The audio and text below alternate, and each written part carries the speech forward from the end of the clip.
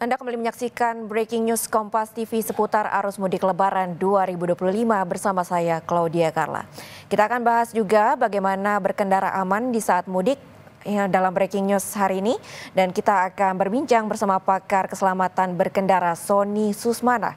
Pak Sony, selamat pagi Pak. Puncak mudik Lebaran 2025 ini diprediksi terjadi pada hari kemarin dan hari ini dan sedang padat-padatnya di sejumlah titik. Lalu kemudian apa Pak yang harus diperhatikan pemudik yang membawa mobil saat berkendara dan melakukan mudik Lebaran 2025 ini? Ya, ada dua yang harus diperhatikan di sini, Mbak. Yang pertama adalah persiapan sebelum melakukan mudik, kemudian mewaspadai hal-hal di perjalanan nantinya ya. Di persiapan mudik ini adalah pertama rute harus pasti, harus yakin, boleh pilih tol atau jalan provinsi, cuman satu dan lain hal, ada plus minusnya. Kalau kita lewat jalan provinsi biasanya jalannya berliku, kemudian ramai ketika ketemu pasar tumpah, kemudian banyak motor. Ketika melewati sebuah kota juga pastinya akan ramai dengan orang-orang yang lalu lalang ya. Kemudian persiapan kendaraan penting sekali, jangan sampai terjadi masalah di perjalanan. Kemudian fisik baik pengemudi maupun penumpangnya diperhatikan, artinya memang harus istirahat sebelumnya secara maksimal. Kemudian jangan lupa bekal-bekal yang harus dibawa ketika ketemu macet nantinya. Jadi kita tidak stuck untuk berbuka dan sebagainya. Kemudian bahan bakar, nah ini penting sekali. Ketika masuk jalan tol, kemudian ketemu kemacetan, kehabisan bahan bakar ini juga harus diperhatikan. Jadi kalau lewat jalan tol, pemilihan paling bijaksana adalah malam hari. Sehingga ketika macet stuck, mesin itu bisa dimatikan dan penumpang tidak panas di dalam kabin ya. Kemudian penting juga memperhatikan adalah poin-poin untuk tempat istirahat ya, udah ditentukan di mana rutenya. Kemudian pastikan istirahat, jangan sampai tunggu lelah ya. Kemudian nomor telepon itu penting juga, nomor telepon darurat, baik itu bengkel, pihak kepolisian, rumah sakit dan sebagainya.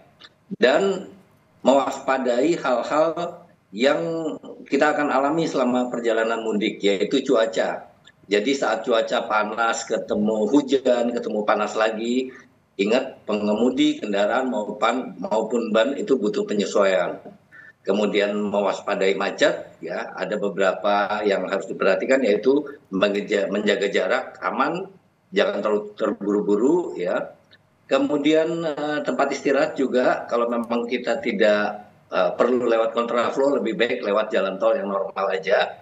Kemudian ketika sakit apa aja yang harus dipersiapkan.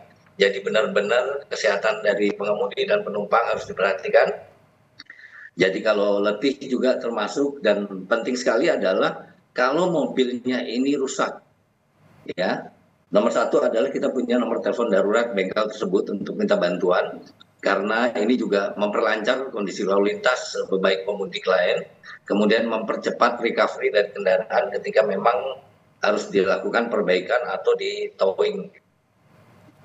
Baik Pak Sony, tadi Anda menyebutkan salah satu yang perlu diwaspadai adalah cuaca. Tadi prediksi dari BMKG hari ini kemungkinan akan ada hujan deras di sejumlah titik Pak. Lalu kemudian apa yang perlu diwaspadai dari cuaca ekstrim ini bagi sejumlah pengendara baik mobil maupun juga pengendara sepeda motor? Ya, cuaca buruk ini kan pasti berdampak kepada mental si pengemudi, psikologisnya ya. Jadi jangan panik, pastikan bahwa kita mampu mengontrol kendaraan tersebut. Tapi batas manusia ini kan ada grade-nya. Ketika memang kita sudah tidak mampu lagi, jangan memaksakan diri. Cari rest area. Sebelumnya, nyalakan lampu. Ya, lampu senja sesuai dengan jarak mata, jarak pandangnya. Kira-kira 25 meter ke depan. Tapi kalau sampai sudah kurang sampai 10 meter misalnya, artinya kecepatan kendaraan ini harus dikurangi sesuai dengan kemampuan kita. Kalau sampai sudah parah banget, pastikan kendaraan itu berjalan di sebelah kiri ya. Kemudian waspadai juga tabrak belakang, karena ini banyak sekali kondisi-kondisi tersebut, sehingga pastikan mata pengemudi melihat ke depan, kemudian melihat ke belakang lewat kaca spion. Dan jangan lupa, tunjuk satu orang penumpang untuk membantu dia menjadi co-driver, memandu selama perjalanan. Ini menambah kewaspadaan si pengemudi lagi untuk lebih baik dalam mengemudinya. Baik Pak Sony, kemudian juga terkait dengan keselamatan berkendara, apa saran Pak Sony untuk kemudian para pengendara ini sebaiknya beristirahat setelah berapa jam berkendara agar kemudian tetap selamat sampai tujuan? Karena mengingat salah satu potensi kecelakaan ini terjadi karena pengendara ini kurang beristirahat, Pak Sony. Iya, kalau sudah sampai kita memaksakan diri ini biasanya capek, letih, lelah, ngantuk, yang nanti kalau dipaksakan itu akan menyebabkan microslip. Jadi untuk menghindari microslip tersebut, pastikan durasi berkendaranya ini untuk roda 2 jam atau 1,5 jam ketika dia berkendara di siang hari saat terang ya, tapi kalau malam bisa sampai dengan 2 jam. Untuk roda 4 itu maksimal 3 jam saat lancar, tapi kalau sudah macet maksimal 4 jam dia harus ke rest area untuk istirahat. Nah, yang paling penting di sini adalah kita selamat sampai tempat tujuan. Artinya manajemen istirahat ini harus benar. Istirahat itu maksimal di rest area 30 menit. Harus gantian karena ada pengguna jalan lain yang akan menggunakan rest area tersebut. Jadi ketika istirahat optimal dilakukan, si pengemudi ini mampu melakukan perjalanan berikutnya secara maksimal.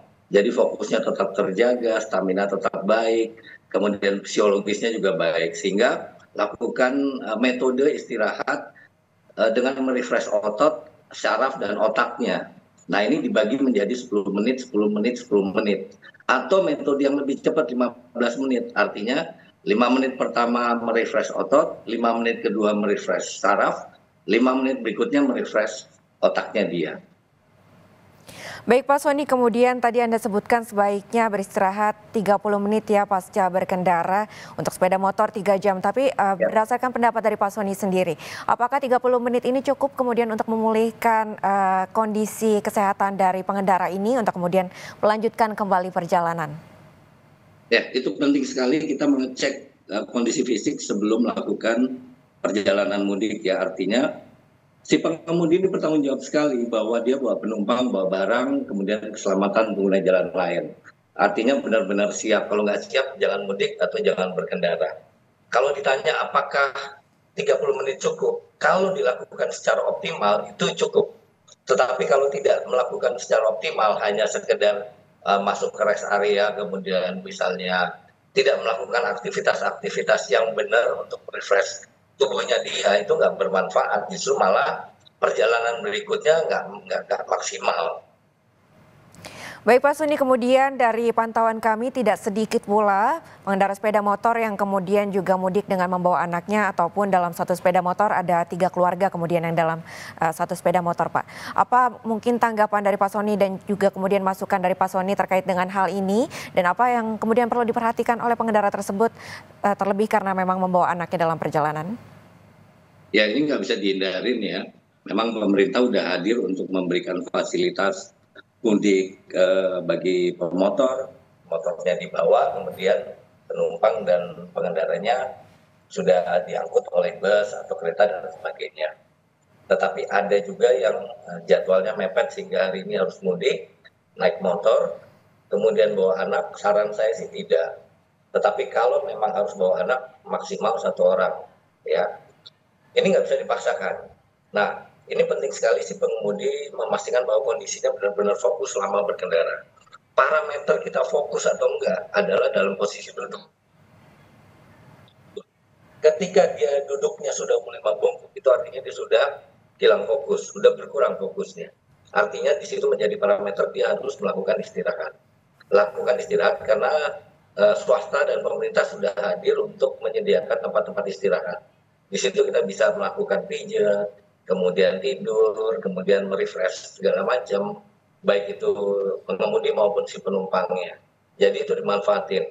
Jangan pernah memaksakan diri, termasuk membawa barang-barang yang berlebih.